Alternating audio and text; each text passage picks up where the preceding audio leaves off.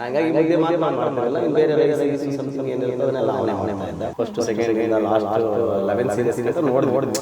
ಏನೇನು ಚೇಂಜ್ ಆಗುತ್ತೆ ಏನೇನು ಮಾಡೋದು ಅಂತ ಸ್ವಲ್ಪ ಪ್ಲಾನ್ಗಳು ನಡೀತಾ ಇತ್ತು. ಆ ಮನಸ್ಥಿತಿಗಳು ಬಂದಿರಲಿಲ್ಲ. ಇವ್ನು ಟಾಪ್ ತಾನೆ, ಅಥವಾ ಚೆನ್ನಾಗಿ ಮಾತಾಡ್ತಾನೆ, ನಮ್ಗೆ ಆ ಥರ ಕಾಮಿಡಿ ಮಾಡಿ ಬರಲ್ಲ. ಯಾಕಂದ್ರೆ ಸ್ಪಾಟ್ ಅವ್ನು ಯಾವತ್ತೂ ನಾನು ಬಿಗ್ ಬಾಸ್ ನಾನು ಆರ್ಟಿಸ್ಟ್ ಆಗಿದ್ದೀನಿ, ನನ್ನ ಲೈಫ್ ಸ್ಟೈಲ್ ಚೇಂಜ್ ಮಾಡ್ಕೋಬೇಕು, ರಿಚ್ ಆಗ್ಬೇಕು, ಯಾವ ಮೇಡಮ್. ಹಾಯ್ ಹಲೋ ನಮಸ್ಕಾರ. ಗಿಲ್ಲಿ ಗೆಲ್ಲಬೇಕು ಅನ್ನುವಂಥದ್ದು ಅವರ ಕುಟುಂಬಸ್ಥರು, ಅವರ ಅಭಿಮಾನಿಗಳು, ಅವರ ಆತ್ಮೀಯರ ಕನಸು ಅಷ್ಟೇ ಅಲ್ಲ, ಇಡೀ ಕರ್ನಾಟಕದ ಕನಸು. ಕಿಚ್ಚನ ಪಂಚಾಯಿತಿಯನ್ನು ನೀವೆಲ್ಲರೂ ನೋಡಿರ್ತೀರಿ. ಗಿಲ್ಲಿ ನೀವು ಗೆಲ್ಲಿ ಅಂತ ಮನಸಾರೆ ಬಾದ್ಶಾ ಕಿಚ್ಚ ಸುದೀಪ್ ಅವರು ಕೂಡ ಅಭಿನಯಿಸಿದ್ದಾರೆ. ಸೊ ಗೆಳೆಯ ಗೆಲ್ಲಬೇಕು ಅನ್ನುವಂಥದ್ದು ಈಗ ನನ್ನ ಪಕ್ಕದಲ್ಲಿ ಕೂತಿರ್ತಕ್ಕಂಥ ಒಬ್ಬ ನಿರ್ದೇಶಕರ ಕನಸು. ಗಿಲ್ಲಿಯ ಶಾರ್ಟ್ ಫಿಲ್ಮ್ಗಳಲ್ಲಿ ರೈಟರ್ ಆಗಿ ಕೆಲಸ ಮಾಡಿದವರು ಇವರು. ಅವರ ಹೆಸರು ಸೂರ್ಯವಂಶಿ ಅಂತ. ಸೊ ಗಿಲ್ಲಿಯ ಆತ್ಮೀಯರು ಈಗ ನನ್ನ ಜೊತೆಗಿದ್ದಾರೆ. ಗಿಲ್ಲಿಗೋಸ್ಕರ ಅವನು ಗೆಲ್ಲಬೇಕು ಅನ್ನೋದಕ್ಕೋಸ್ಕರ ಒಂದು ಹಾಡನ್ನ ಕ್ರಿಯೇಟ್ ಮಾಡಿದ್ದಾರೆ. ಆ ಹಾಡಿನ ಬಗ್ಗೆ ಮತ್ತು ಗಿಲ್ಲಿ ಗೆಳೆತನದ ಬಗ್ಗೆ ಸೂರ್ಯವಂಶಿ ಅವರು ಏನು ಹೇಳ್ತಾರೆ ಅವ್ರನ್ನ ಮಾತಾಡಿಸ್ತಾ ಹೋಗೋಣ. ಹಾಯ್ ಸರ್, ನಮಸ್ತೆ. ನಮಸ್ತೆ, ಹೇಗಿದ್ದೀರಾ? ಚೆನ್ನಾಗಿದೆ ಮೇಡಮ್, ಚೆನ್ನಾಗಿದೆ. ನಿಮ್ಮನ್ನು ಹುಡ್ಕೋದೆ ಒಂದು ಕಷ್ಟ ಆಯಿತು. ಗಿಲ್ಲಿಯ ಆಪ್ತರು ಯಾರಿದ್ದಾರೆ, ಅವನ ಸ್ಟ್ರಗ್ಲಿಂಗ್ ಡೇಸ್ನ ಯಾರೆಲ್ಲ ನೋಡಿದ್ದಾರೆ ಅಂತ ಸರ್ಚ್ ಮಾಡ್ತಾ ಹೋದಾಗ ಮೊದಲಿಗೆ ನಿಮಗೆ ಕಾಣಿಸಿದ್ದು ಸೂರ್ಯವಂಶಿ ಅಂತ ಗೊತ್ತಾಯಿತು. ಸೊ ನಿಮ್ಮ ಮತ್ತು ಗಿಲ್ಲಿ ಗೆಳೆತನ ಹೇಗೆ ಶುರುವಾಯಿತು ಅನ್ನೋದನ್ನ ಮಾತಾಡೋದಕ್ಕೂ ಮೊದಲು ಗಿಲ್ಲಿ ಗೆಲ್ಲಬೇಕು ಅನ್ನುವಂತಹ ಕನಸು ನಿಮಗೆ ಎಷ್ಟಿದೆ, ಆಸೆ ಎಷ್ಟಿದೆ, ಅವ್ರಿಗೋಸ್ಕರ ರಚಿಸಿರ್ತಕ್ಕಂಥ ಹಾಡಿನ ಬಗ್ಗೆ ಮೊದಲು ಮಾತಾಡೋದಾದ್ರೆ. ಓಕೆ ಓಕೆ ಓಕೆ ಹಾಡಿನ ಬಗ್ಗೆ ಹೆಚ್ಚು ಕಮ್ಮಿ ನಾನು ಬಿಗ್ ಬಾಸ್ಗೆ ಹೋದ್ನಲ್ಲ ಅವನು, ಆವಾಗ ನಾನೇ ಒಂದು ಸರಿ ಒಂದು 3-4 ದಿನ ನಾನೇನು ಮಾಡಿದೆ, ಅವನ ಜೊತೆ ಕೂತ್ಕೊಂಡು ಮಾತಾಡಿದ್ವಿ. ಒಂದು ಸ್ವಲ್ಪ ಸೀರಿಯಸ್ ಎಲ್ಲ ನೋಡಿದ್ವಿ. ಫಸ್ಟ್ ಸೆಕೆಂಡಿಂದ ಲಾಸ್ಟ್ 11 ಸೀರೀಸ್ ಗಂಟ ನೋಡಿದ್ವಿ. ಏನೇನು ಚೇಂಜ್ ಓವರ್ ಇರುತ್ತೆ, ಏನೇನು ಮಾಡ್ಬೋದು ಅಂತ ಸ್ವಲ್ಪ ಪ್ಲಾನ್ಗಳಿದ್ದು ನಡೀತಾ ಇದ್ವು. ಜೊತೆಗೆ ಅವನು ಬಿಗ್ ಬಾಸ್ಗೆ ಹೋದರೆ ಹೆಚ್ಚು ಕಮ್ಮಿ 120 ಡೇಸ್ ಏನಾಗುತ್ತೆ ಅನ್ಸುತ್ತಲ್ಲ ಅದು. ಆ 120 ಡೇಸಲ್ಲಿ ಇವನು ಮಿಸ್ ಮಾಡ್ಕೊಂಡಿದ್ದೆ ನಾನು. ಈಗ ಹ್ಯಾಪಿ ನ್ಯೂ ಇಯರ್ಗೆ ಏನು ಪ್ರೆಸೆಂಟೇಷನ್ ಕೊಡೋದು, ಅವ್ನಿಗೆ ಮಿಸ್ ಆಗ್ಬಿಟ್ಟಿದ್ದೀನಲ್ಲ ಅಂತ ಹೇಳ್ಬಿಟ್ಟು ಅವನಿಗೆ ಲೈಫ್ ಲಾಂಗ್ ಮೆಮೊರೇಬಲ್ ಆಗಿರಬೇಕು, ಆ ಥರದೊಂದು ಪ್ರೆಸೆಂಟೇಷನ್ ಕೊಡೋಣ ಅಂತ ಅಂದ್ಕೊಂಡಿದ್ದೆ. ನಾನು ಏನು ಕೊಟ್ಟರು ಅದು ಸ್ನೇಹಿತ ಪರವಾಗಿ ಅದು ಕಡಿಮೆನೇ.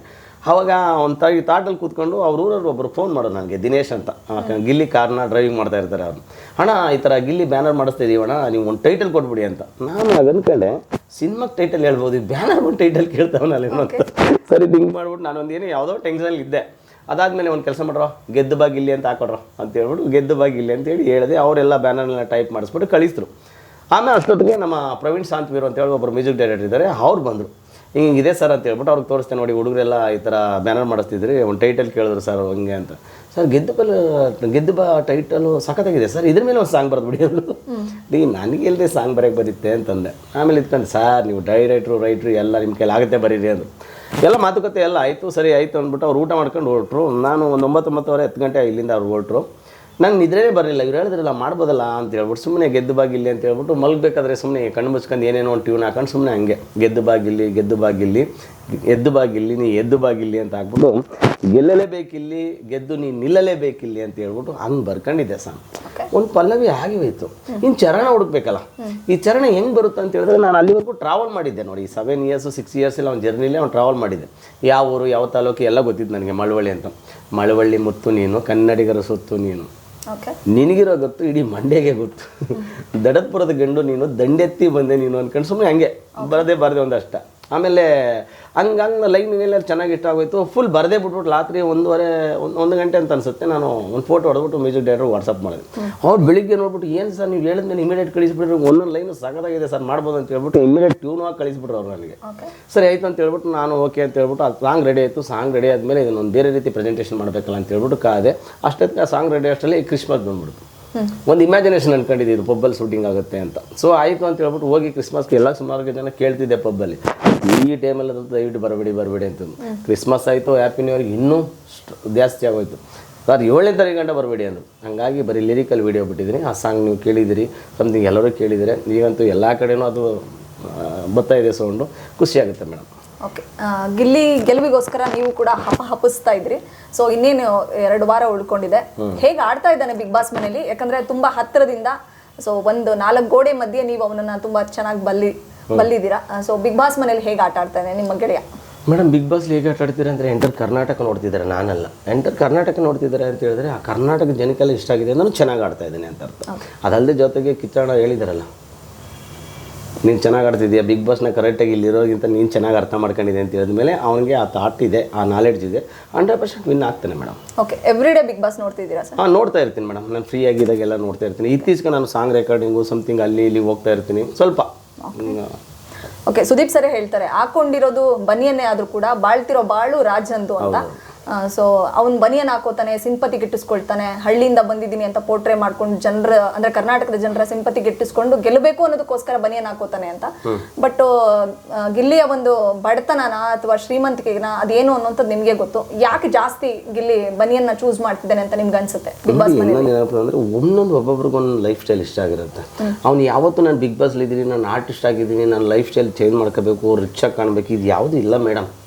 ನಾನು ಅನ್ಕೊಂಡಿರೋ ಪ್ರಕಾರ ಹೋದ್ಸರಿ ಹನುಮಂತ ಇದ್ರು, ಅವ್ರ ಬ್ರ್ಯಾಂಡ್ ಏನಾಗಿತ್ತು ಪಂಚೆ, ಇವ್ರ ಬ್ರ್ಯಾಂಡ್ ಏನಾಗಿದೆ ಬನ್ನಿ. ಸೊ ನಾನು ಏನಕ್ಕೆ ಹೇಳ್ತೀನಿ ಅಂದರೆ ಗಿಲ್ಲಿಗೆ ನಾನು ಬಂದಿದ್ದೀನಿ, ನಾನು ಸ್ಟಾರ್ ಆಗಿದ್ದೀನಿ, ಇದು ಯಾವುದಿಲ್ಲ ಮೇಡಮ್. ಅವ್ನು ನ್ಯಾಚುರಲ್ ನಟ, ಅವ್ನು ಹೆಂಗೆ ಬೇಕು ಹಂಗಿರ್ತಾನೆ. ಬನೀನ್ ಹಾಕೋತೀನಿ ಅಂದರೆ ಬನೀನ್ ಹಾಕೋತಾನೆ, ಇದು ಸಮಥಿಂಗ್ ಏನೋ ಬರ್ಮುಡ ಬರುತ್ತಲ್ಲ ಅದು ಬರ್ಮುಡ ಹಾಕೋತಾನೆ, ಆರಾಮಾಗಿ ಹೆಂಗೆ ಬೇಕು ಹಂಗಿರ್ತಾನೆ. ಅದ್ರ ಬಗ್ಗೆ ತಲೆ ಕೆಡಿಸ್ಕೊಳ್ಳಿಲ್ಲ. ಬಟ್ ಇನ್ನೊಂದು ಏನಾಗುತ್ತೆ ಅಂತ ಹೇಳಿದ್ರೆ ಯಾರಾಗ ಏನೇನು ಕಂಫರ್ಟೇಬಲೋ ಅದನ್ನು ಯೂಸ್ ಮಾಡ್ಕೋತಾರೆ.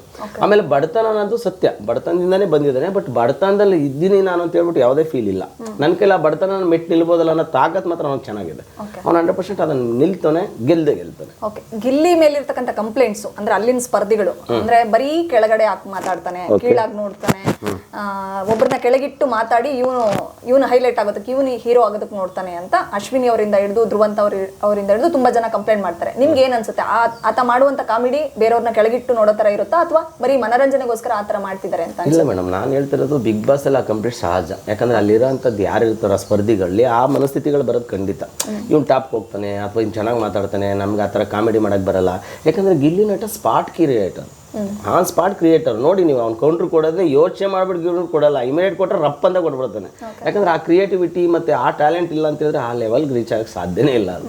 ನಾನು 7 ವರ್ಷದಿಂದ ನೋಡಿದ್ದೀನಿ ಅವನ್ನ. ಯಾಕಂತ ಹೇಳಿದ್ರೆ ಇನ್ನೊಂದು ನಾವು ಡೈಲಾಗ್ ಬರೀಬೇಕಾದಾಗ ಅಥವಾ ನಾವು ಯೋಚನೆ ಮಾಡಬೇಕಾದಾಗ ಆ ತಾಟಲ್ಲಿ ಯೋಚನೆ ಮಾಡ್ತಾ ಇದ್ವಿ, ಆ ಖುಷಿ ಆಗುತ್ತೆ. ಈಗ ಅವನದೇ ನೀವು ಒಂದು ಫೇಸ್ಬುಕ್ ಓಪನ್ ಮಾಡಿ ಅಥವಾ ಇನ್ಸ್ಟಾಗ್ರಾಮ್ ಓಪನ್ ಮಾಡಿ ಎಲ್ಲ ಕಡೆನೂ ಅದೇ ಅವ್ನು ಪಂಚಿಂಗ್ ಡೈಲಾಗೆ ಬರ್ತದೆ. ಅದನ್ನೆಲ್ಲ ಏನಾದ್ರು ಪ್ರಿಪ್ರೇಷನ್ ಮಾಡ್ಕೊಂಡು ಹೇಳ್ತಾನೆ, ಆನ್ ಸ್ಪಾಟ್ ಹೇಳ್ತಾನೆ ಅಂದರೆ ಆನ್ ಸ್ಪಾಟ್ ಕ್ರಿಯೇಟರ್ಸ್ ಅವನು. ಹಂಗಾಗಿ ಆ ಟ್ಯಾಲೆಂಟ್ ಇರೋದಕ್ಕೆ ಆ ಲೆವೆಲ್ ರೀಚ್ ಆಗಿದ್ದಾನೆ. ಓಕೆ, ಬಿಗ್ ಬಾಸ್ ಮನೇಲಿ 2 ಹಾಡುಗಳನ್ನ ನನ್ಗೆ ಗೊತ್ತಿರೋ ಪ್ರಕಾರ 2 ಹಾಡುಗಳು ಇಟ್ಟಾಗಿದೆ. ರೀಸೆಂಟ್ ಆಗಿ ಇಟ್ಟಾಗಿರೋದು ದೊಡ್ಡವ ದೋಸೆ ಕೂಡ ಅದು ಓಕೆ. ಅದಕ್ಕಿಂತ ನಂಗೆ ತುಂಬಾ ಇಷ್ಟ ಆಗಿತ್ತು ಅಂದ್ರೆ ಇಲ್ಲೇ ಇದ್ರೆ ಆನಂದ, ಹೊರಗಡೆ ಹೋದ್ರೆ ಗೋವಿಂದ ಅಂತ. ಅದನ್ನ ಕೇಳಿದ್ರೆ ಸರ್ ಹೇಗೆ ಅನಿಸ್ತು ಆ ಹಾಡು? ಮೇಡಮ್ ನಾನು ಅದೇ ಹೇಳಿದೆ, ನನಗೆ ಸ್ಪಾಟ್ ಕ್ರಿಯೇಟರ್ಸ್ ಅಂತ ನೀವು ನಂಬ್ತಿರ ಬಿಡ್ತಿರೋ. ಅವ್ನು ಮಲ್ಕೊಳ್ತಾನಲ್ಲ, ಅವ್ನು ಮಲ್ಕೊಂಡಾಗ ಕಣ್ಣು ಮುಚ್ಕೊಂಡಿರ್ತಾನೆ, ಇಲ್ಲಿ ಕೆಲಸ ಚೆನ್ನಾಗಿ ಮಾಡ್ತಾ ಇರ್ತಾನೆ. ಅಲ್ಲೇ ಟ್ಯೂನು ಹಾಕಿ ಅಲ್ಲೇ ಲಿರಿಕು ಬರ್ದುಬಿಟ್ಟು ಪಟ್ ಅಂತ ಹೇಳ್ಬಿಡ್ತೇನೆ ನಾನು. ಸೊ ಆ ಥರ. ಆಮೇಲೆ ನೆಕ್ಸ್ಟ್ ಇದಕ್ಕಿನ್ನೂ ಇನ್ನೊಂದಾಗಿತ್ತು ನೋಡಿ, ನಾಯಿ ಹೊಡೆಯಕ್ಕೆ ಬೇಕು ಒಂದು ಕೋಲು, ಬೆಳಿಗ್ಗೆ ಎದ್ದು ಕುಡಿಯಬೇಕು ಎಮ್ಮೆಲ್ ಅಂತ. ಸೊ ಅದು ಹಂಗೆ ಹೌದೌದು, ರಘುವಣ್ಣನಿಗೋಸ್ಕರ. ಸೊ ಎಲ್ಲರಿಗೂ ಹಂಗೆ. ಬಟ್ ಆಮೇಲೆ ನೀವು ಯಾರಿಗೆ ಮನಸ್ಸಿಗೆ ಬೇಜಾರು ಮಾಡಿ ಆನ್ ಸ್ಪಾಟ್ ಏನಾದ್ರು ಗಲಾಟೆ ಆದರೂ ಮಲ್ಕೊಳ್ಳೋ ಟೈಮಲ್ಲಿ ಹೋಗಿ ಮಲಗಿರೋ ಜಾಕ್ ಹೋಗಿ ಕ್ಷಮೆ ಕೇಳ್ತಾನೆ, ಅದನ್ನು ನೀವು ನೋಡಿದ್ರಿ, ದಯವಿಟ್ಟು ಕ್ಷಮಿಸಿ ಅಂತ. ಆ ಮನಸ್ಥಿತಿ ಉಳ್ಳವನು ಅವನು.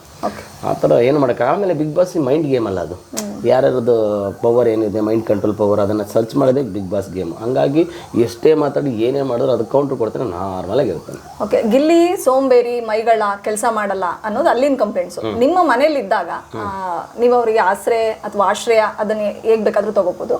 ಸೊ ನಿಮ್ಮ ಮನೇಲಿ ಇದ್ದಾಗಲೂ ಕೂಡ ಅದೇ ತರ ಸೋಂಬೇರಿ, ಸುಮ್ಮನೆ ಯಾವಾಗಲೂ ಸೋಫಾ ಸೆಟ್ ಮೇಲೆ ಮಲ್ಕೊಳ್ಳೋದು, ಕೆಲಸ ಮಾಡದೇ ಇರೋದು, ಈ ತರ ಇದನ್ನ ಅಥವಾ ಹೇಗೆ? ಈಗ ನಾನು ಚಿಕನ್ ತಗೋದ್ರೆ, ಚಿಕನ್ ತಪ್ಪು ಮಟನ್ ತಗೊಬಂದ್ರೆ ಅವನು ಮಸಾಲೆ ಐಟಮ್ ಬೇಕಲ್ಲ, ಅದೆಲ್ಲ ಈರುಳ್ಳಿ ಬೆಳ್ಳುಳ್ಳಿ ಅದನ್ನೆಲ್ಲ ಕಟ್ ಮಾಡೋದು ಅವ್ನ ಕೆಲಸ.